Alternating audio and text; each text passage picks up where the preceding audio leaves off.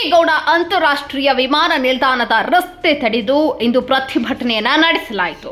ರಸ್ತೆ ಕಾಮಗಾರಿ ವಿಳಂಬ ಮತ್ತು ಅವ್ಯವಸ್ಥೆಯನ್ನ ಖಂಡಿಸಿ ಪ್ರತಿಭಟನೆಯನ್ನ ನಡೆಸಿದ್ರು.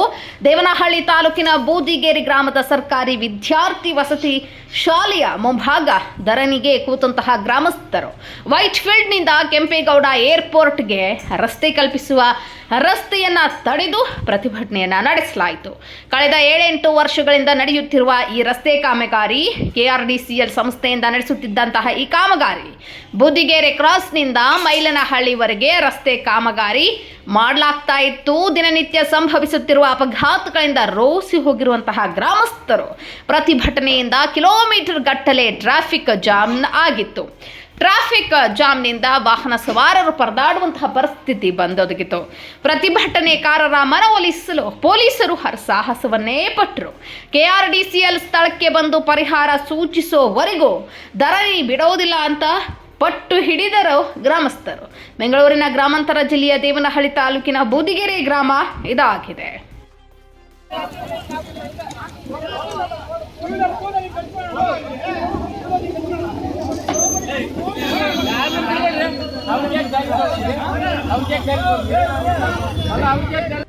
ಅಧಿಕಾರಿಗಳಿಗೆ ಭ್ರಷ್ಟ ಸರ್ಕಾರಕ್ಕೆ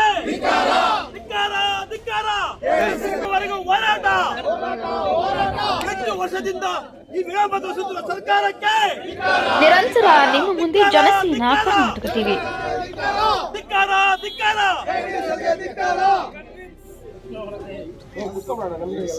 ಅವ್ರಿಂದ ಮಾಡ್ದಂತ ಅವನು ರಿಸೈನ್ ಮಾಡ್ಬಿಟ್ಟು ಅಲ್ಲಡ ಈಗ ಕೇಳ್ರಿ.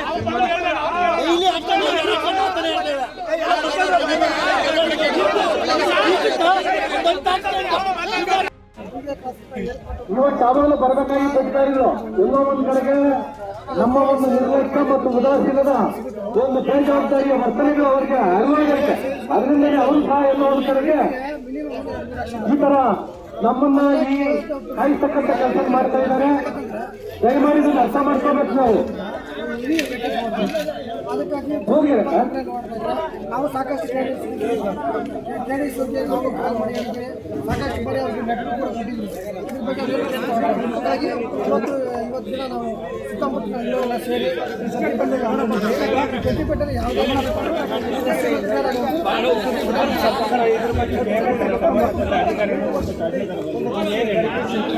ನಮಗಿನ್ನ ಮತ್ತೆ ನಮಗೆ ಹಾಕಿರ್ತಕ್ಕಂಥ ಅವರೇ ಮಾಡಿದ್ದೀವಿ. ಅವರು ಕೂಡ ಹಾಗೂ ನಾವೇನಪ್ಪ ಪ್ರತಿಭಟನೆ ಕೆಂಪುಗಡೆ ಕಾರ್ಯಕ್ರಮ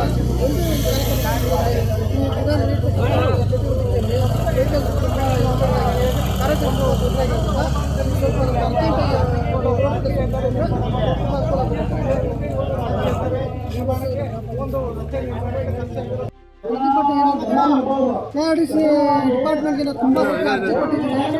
ಮತ್ತು ಅವ್ರಿಗೆ ಆದಂಥ ಮಾಹಿತಿ ಕೊಟ್ಟು ಸುಮಾರು ಇದ್ರ ಬಗ್ಗೆ ಮಾಹಿತಿಯನ್ನು ರೋಡ್ ಬಗ್ಗೆ ಮಾಹಿತಿ ಕಲೆಕ್ಟ್ ಮಾಡಿಕೊಂಡು ರೋಡ್ ಕೆಲಸನ ಪೆಂಡಿಂಗ್ ಬಿಟ್ಟಿದ್ದಾರೆ.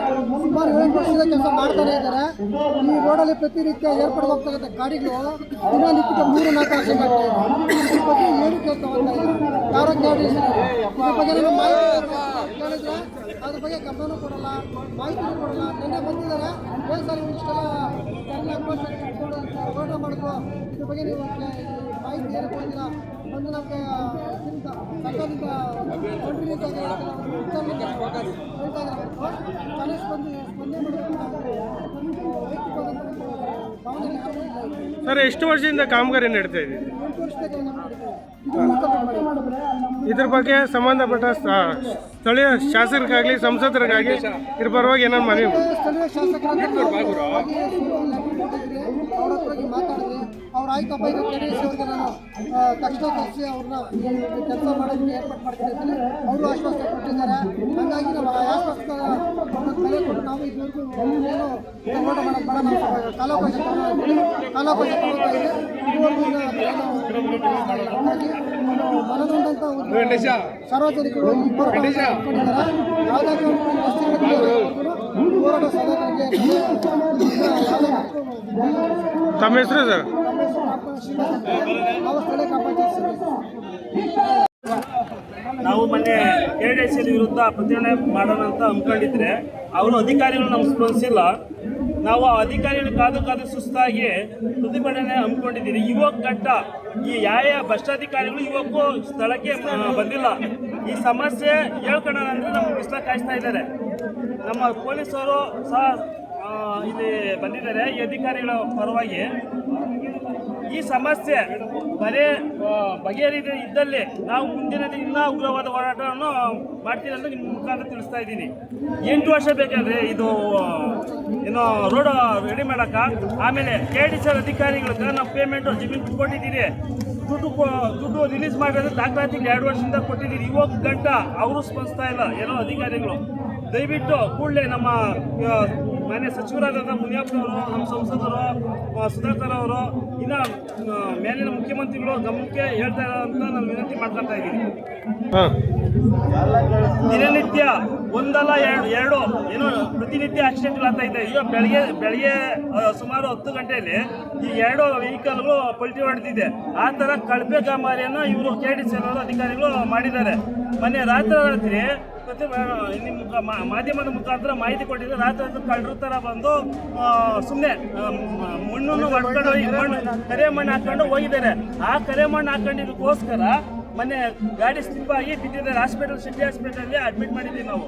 ದಯವಿಟ್ಟು ಕೂಡಲೇ ಈ ಭ್ರಷ್ಟಾಧಿಕಾರಿಗಳ ಕರೆಸ್ಬಿಟ್ಟು ಏನೋ ಹೊಂದಿಸ್ಬಿಡುವಾಗ ಕ್ರಮ ಕೈಗೊಳ್ಳಬೇಕಾಗಿ ತಮ್ಮಲ್ಲಿ ವಿನಂತಿ ಮಾಡ್ತಾ ಇದ್ದೀವಿ. ನಿಮ್ಮ ಹೆಸರು? ಮುಳ್ಳಿ ಅಂತ ಮಾಜಿ ಗ್ರಾಮ ಪಂಚಾಯತ್ ಸದಸ್ಯರು ಬೂದಿಗೆರೆ. ನಿರಂತರ ನಿಮ್ಮ ಮುಂದೆ ಜನಸೇನಾ ಕರ್ನಾಟಕ ಟಿವಿ.